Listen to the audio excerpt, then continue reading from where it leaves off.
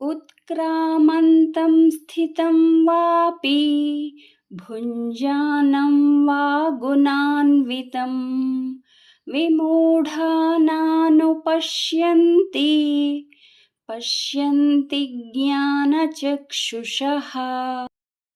భావము: జీవుడు శరీరమును వదులుచున్నప్పుడును, లేక శరీరం నందు స్థితుడై ఉన్నప్పుడును, లేక భోగములను అనుభవించుచున్నప్పుడును, అట్లే త్రిగుణములతో కూడియున్నప్పుడును అజ్ఞానులు తెలుసుకొనలేరు.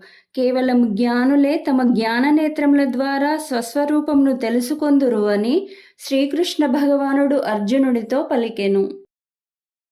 యతంతో యోగినశ్చైనం పశ్యంత్యాత్మన్యవస్థితం యతంతోప్యకృతాత్మానో నైనం పశ్యంత్యచేతసః. భావము: అంతఃకరణ శుద్ధి గల యోగులు తమ హృదయముల యందున్న ఈ ఆత్మతత్వమును ప్రయత్నశీలురై తెలుసుకొనగలరు. కానీ అంతఃకరణ శుద్ధి లేని అజ్ఞానులు ఎంతగా ప్రయత్నించియూ ఈ ఆత్మను తెలుసుకొనజాలరు అని శ్రీకృష్ణుడు పలికెను.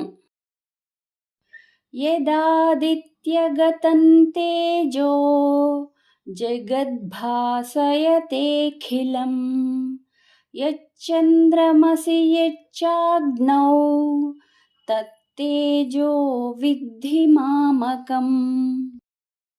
భావము: సమస్త జగత్తును ప్రకాశింపజేయు సూర్యుని తేజస్సును, అటులనే చంద్రుని తేజస్సును, అగ్ని తేజస్సును నా తేజస్సే అని తెలుసుకొనుము అని శ్రీకృష్ణ భగవానుడు అర్జునుడితో పలికెను.